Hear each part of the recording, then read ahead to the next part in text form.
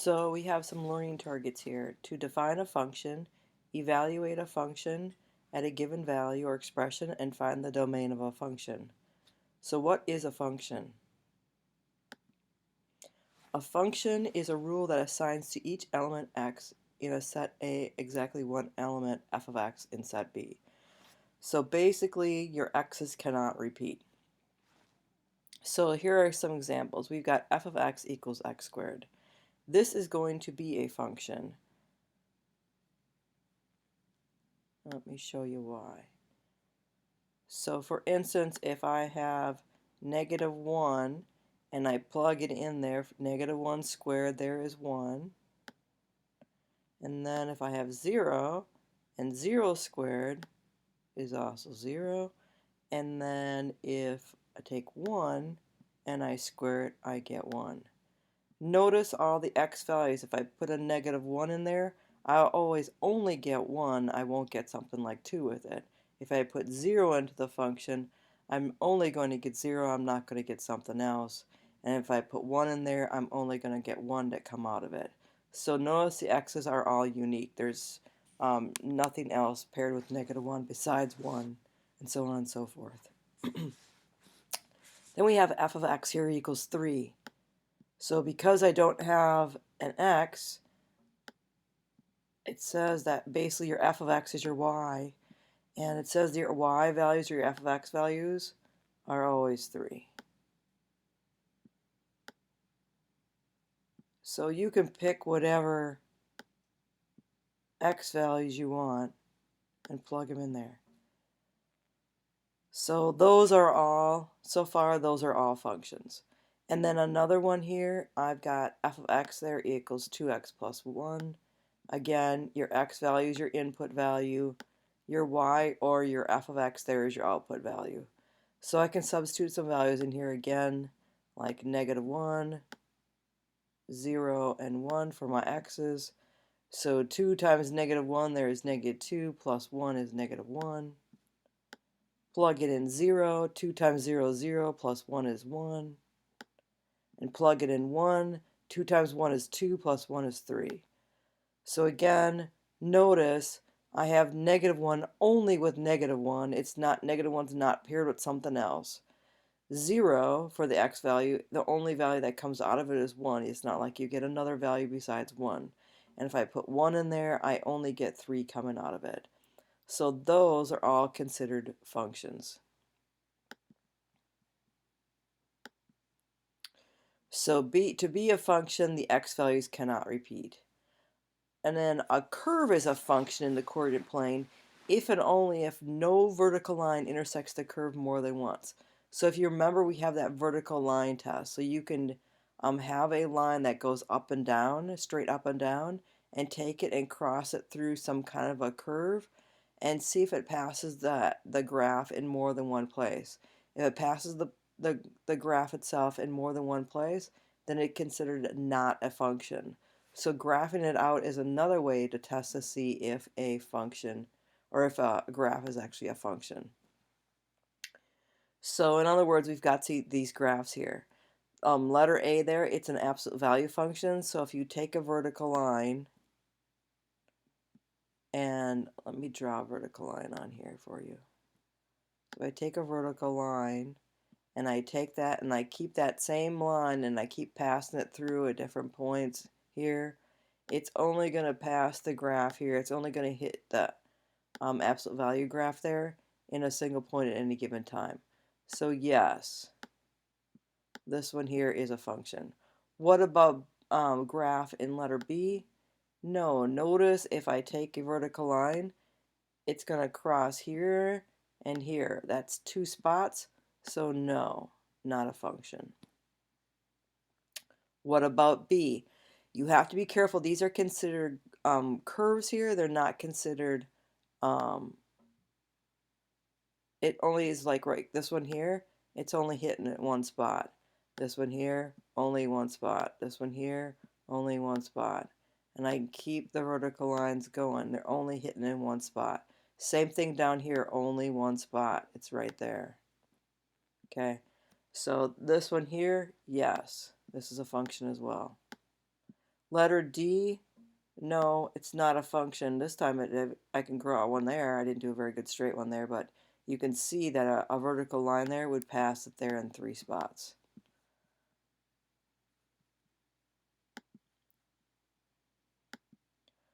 So f of x is read f of x. So you've got f bracket with x in it. It's read f of x. So set A is a domain, and that is all x values. It's also x is also considered the independent variable. B is the range, and the range there is all f of x values, or we consider those y values. And y or f of x there is the dependent variable. It's dependent upon what the x values there are. So let's go ahead and let's look at this function here, 3x squared plus x minus 5. We're supposed to evaluate the given value there. So we're told f of negative 2. So what we're saying here, this notation here, we're saying x here is negative 2, and we're asking you what is the y value that comes out of it, or the f of x value. So given that the x value here is negative 2, what's the y value? So you can just say the nice notation there of f of negative 2. So go ahead and put negative 2 in there for x. And if you want, you could either do this in your head, or you could put it directly into your calculator there and have it do it for you. It's up to you. So I'm just going to write this whole thing out with negative 2 in there for the x's. Everything else in the function stays the way it is. But you got to follow your order of operations here.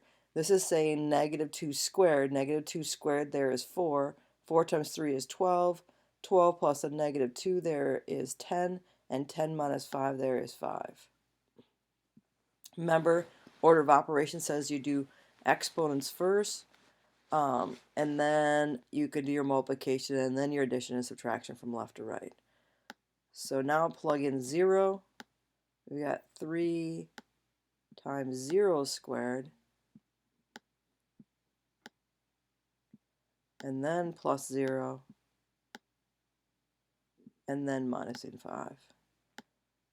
So again, the order of operations says I have to do my exponent here first, and the only thing I'm taking that power of 2 there is to the 0. It's not to the, you don't do the 3 times 0 first and then square it, you do the 0 squared first. So 0 squared is 0, times 3 is 0, plus 0 is 0, minus 5 is negative 5. So f of 0 there is simply negative 5. What about f of 4? Well, we're going to just follow the same through all the way through. So 3 times 4 squared, and then plus 4, and then minus 5. So 4 squared there is 16. 16 times 3 there is 48. Gotta write that one out. And then 48 plus 4 there is 52. And then I've got to subtract 5 there from 52, and I'm going to get 47. Again, following those order of operations. So now plug in 1/2. How do I do that? Well, I'm going to do 3 times 1/2 squared, and then plus 1/2,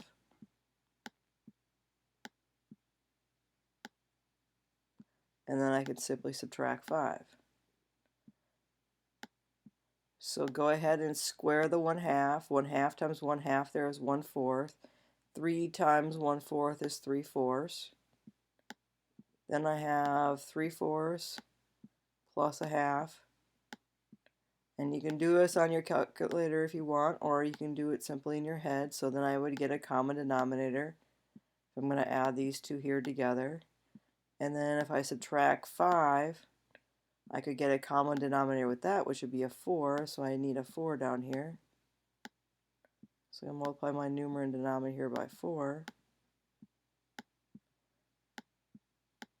So I end up there getting 3. If I just look at the numerators there, 3 plus 2 is 5, and 5 minus 20 is a negative 15, so I get a negative 15/4.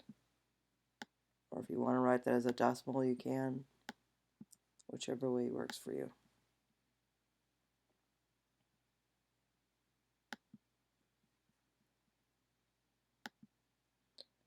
Alright, so then these other ones here, I'm going to work through these as well. So now we've got a rational expression here. Just go ahead and plug the numbers in here. I'll just do a few of these. If I put -2 here, for this one here, you have to take care of the numerator and then take care of the denominator and then take care of the fraction at the end here. Alright, so taking care of the numerator, I get 0. Taking care of the denominator here, I get a -7. And now taking care of the fraction, reducing it down or simplifying it, 0 divided by -7 there is simply 0. Alright, so then I'm going to come down here and do f of 5, 2 plus 5, and then this one here is 5 minus 5. So numerator there is 7, denominator there is 0.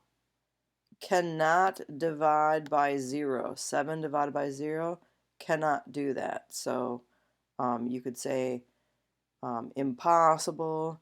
You could, do that empty set notation here, however you want to do that. You could write the word impossible out. However you want to do that. So my next thing here is my letter D there is to go ahead and put an A value in there. So I'm going to do that. So this one here, again, just put the A in there instead of the X. So 2 plus A over A minus 5. Can I simplify the numerator? Can I do 2 plus A? No. Can I do A minus 5, simplify that any further? No. So that's simply my answer there. 2 plus A all over A minus 5.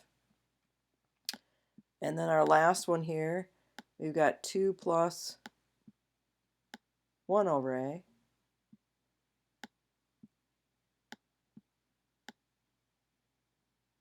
over 1 over A minus 5. Now you can't combine, well, you could combine your numerators, you could combine your denominators here. The thing of it is here is you cannot leave your answer there with that many fractional bars. So if you notice here, I've got a fractional bar here, I've got a fractional bar here, and then I've got a fractional bar here in the middle. There's 3 of them. So I'm going to have to combine my numerators and combine my denominators. So 2 here, I'm going to put 2 over 1 so I can get a common denominator. And I can tell my common denominator here is going to be A. So I'm going to multiply my numerator and denominator here by A's.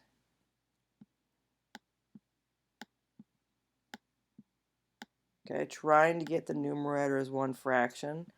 And then the same thing, very similar here, down here in the denominator, I want to kind of do something very similar. So down here I've got 1 over A.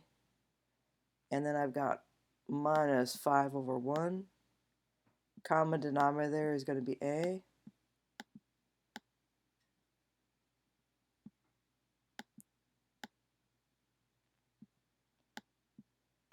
So simplifying my numerator up there, 2A, adding my numerator is 2A plus 1 is 2A plus 1. Since I have a common denominator, I can do this. Over its common denominator there of A. And then the whole thing here is all over 1 minus 5A over the common denominator there of A. Okay, I still have 3 fractional bars, so let's go rewrite this as a multiplication statement. So 2A plus 1 all over A, and then divided by or multiplying by the reciprocal of what's down at the bottom. So I'm going to flip that fraction. of a over 1 minus 5a. So now, since I have a single a here and a single a here, those can cross out, and we're simply here left with 2a plus 1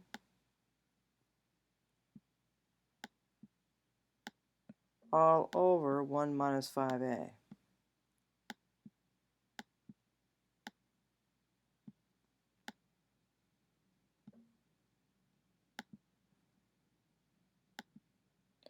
Alright, so now a piecewise function. It says evaluate the piecewise function at the indicated values.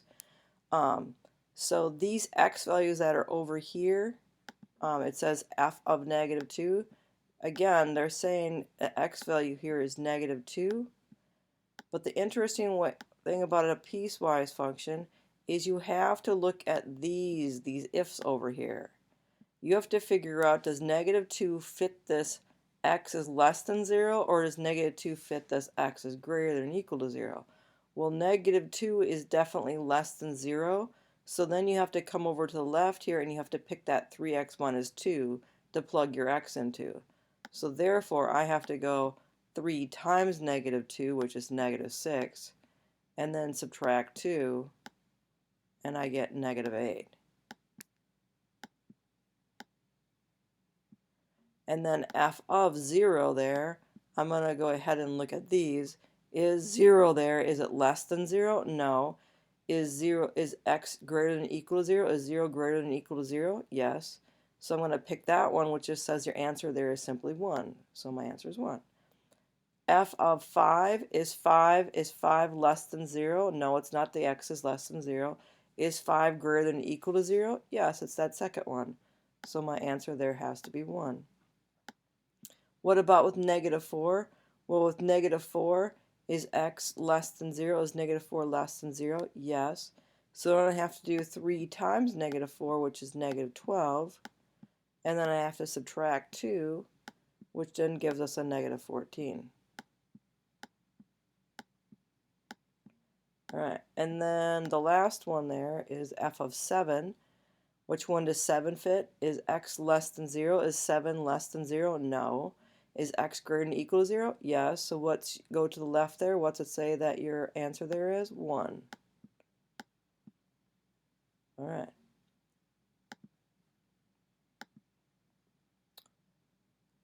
So I'll just do a couple of these. As you're looking through these, again, which one does negative 2 fit? Is x less than 2? Yes, negative 2 is less than 2, so your answer there is negative 3. What about 2? Which one does that fit? Oh, that one fits. X is greater than or equal to 2, but less than or equal to 4, because it's greater than or equal to 2. So 2 fits this one, so that's 2 squared, and 2 squared there is simply 4. What about 4? Which one does that fit? That also fits the middle one as well, because it says x is less than or equal to 4. So 4 squared there is 16. And then where does 3 fit? 3 also fits that middle one because x is greater than or equal to 2 and less than or equal to 4. So 3 squared there simply ends up giving us 9. And then the last one there, 7, that's definitely x is greater than 14. Or sorry, x is greater than or equal to 4. And 2 times 7 there is 14.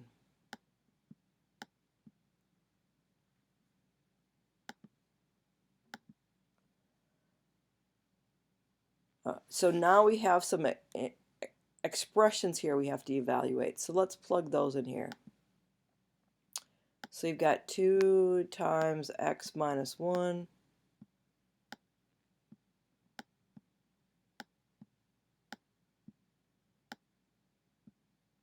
minus 3. So 2 times, gotta FOIL out that x minus 1 because I gotta multiply that. That means x minus 1 times x minus 1. It does not mean x squared and then 1 squared and gives you x squared minus 1. That's not what it means.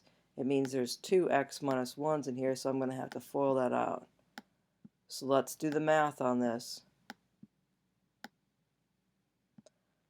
So doing that, we end up getting x minus 1 times x minus 1 So x times x is x squared.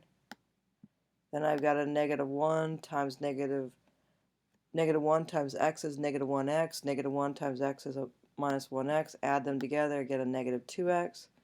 And then I've got a -1 times a -1 there, which gives me a +1. And then I still have, don't forget that -3 there at the end.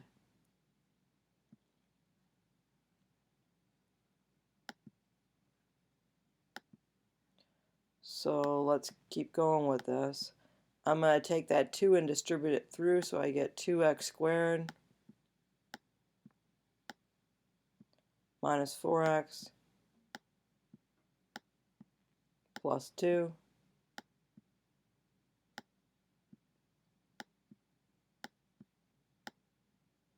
and then minus 3. So now just combining my like terms there at the end, we end up getting 2x squared minus 4x minus 1. So there it is, simplified as much as possible. So very similar with the next ones there too. This one says f of x minus f of 3. So now take the x and plug it in the inside the original function up there. So it actually says f of x equals 2x squared minus 3. So I can just say 2x squared minus 3. And then I'm supposed to subtract off f of 3. Well, f of 3 is 3 squared there is 9. 9 times 2 is 18. 18 minus 3 there is 15. So f of 3 there is simply 15. So now I just have to combine my like terms. So that minus 3 and that minus 15 there gives us a minus 18. And then the last one there, we have 3 times f of x. Well, we already know what f of x there is. It is 2x squared minus 3. So I'm just going to simply write it down. F of x there is 2x squared minus 3, so just writing it down. Then I can distribute my 3 through. So 3 times 2x squared there is 6x squared. 3 times a minus 3 there is simply a minus 9.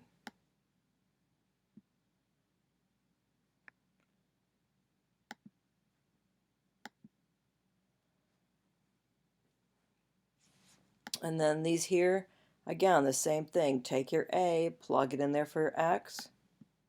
So if I do so, I get 2a minus 3. The next one there says to plug a plus h in for x, so I'm going to do that. I'm going to do 2 times a plus h, plugging it in for the x, minus 3. Don't forget to use your distributive property, so that means you got to go this, multiply them through. So 2 times a there is 2a, and then plus 2 times h is 2h, and then I've got a minus 3. Alright, and then the third one here says to take f of a plus h, which we just found.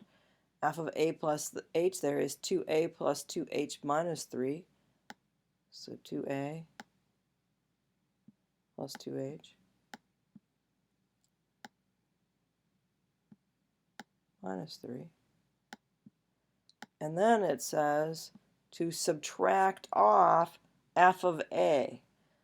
So minus, I got to subtract off every single term. So it's got to be a minus 2a and then a minus a negative 3. So minus 2a and then minus a negative 3. Got to subtract off each of those terms. So then we know that that minus a minus there is going to become a plus. Alright, and then the whole thing is all over h.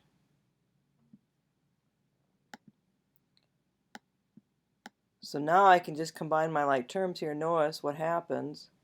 Your 2a minus 2a is gone. Your minus 3 and your plus 3 there is gone. So what are you left there with? you're left there with 2h over h. And now your h over h can cross out, and so you're left there with simply 2.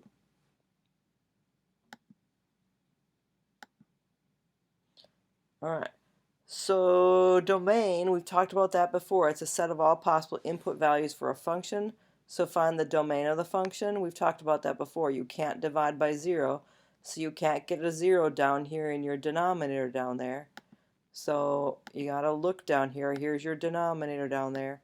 How do you get 0 down there? Well, if you don't see it, what do? You set it equal to 0, and you solve for x. So now I could just add 6 to both sides, and so x ends up being 6. So if I plug 6 in there, 6 minus 6 is 0, and you can't do that. So x is not 6, it's x cannot equal 6.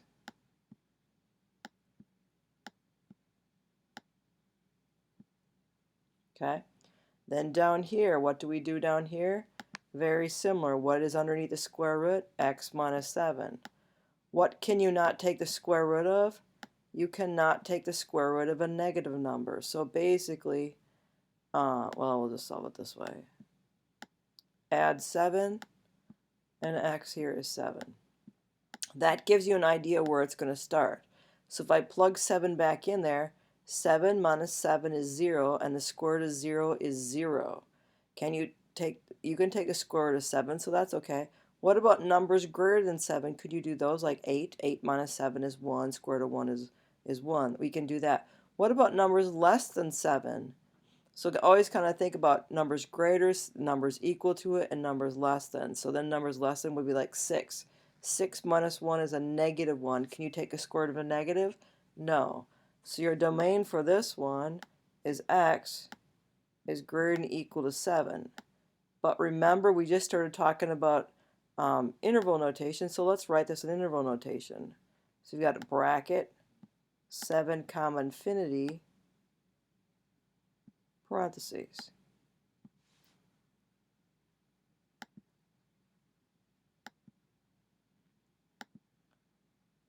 I missed one down here, or 2. So these following ones here, again, you can't get 0 down your denominator, so just go ahead and set whatever is underneath the square root there equal to 0, and what's down there in the denominator. So it doesn't matter what's up in the numerator, so don't get mixed up with that. So I can subtract 1, and x there is going to start there at negative 1. But remember, it's down there in the denominator, and you can't divide by 0. So if I put negative 1 in there, negative 1 plus 1 there is 0. The square root of 0 is 0, and you can't divide by 0. So down in the denominator down there, x cannot be 0. So we're going to say x is just greater than negative 1, not equal to it. So how do I write that in interval notation? Parentheses, negative 1, comma infinity, parentheses. Remember, your infinities and negative infinities have parentheses. And then if it's not equal to it, it has a parenthesis. Letter D there's nothing down in the denominator, and there's no square root around everything, so everything works. So remember, we called this all real numbers before, but now we're just going to say, since everything works, we're going to say parentheses, negative infinity, comma infinity, parentheses. That means all real numbers. So our 3 learning targets: define a function, evaluate a function at a given value or expression, and then find the domain of a function. So there is your assignment.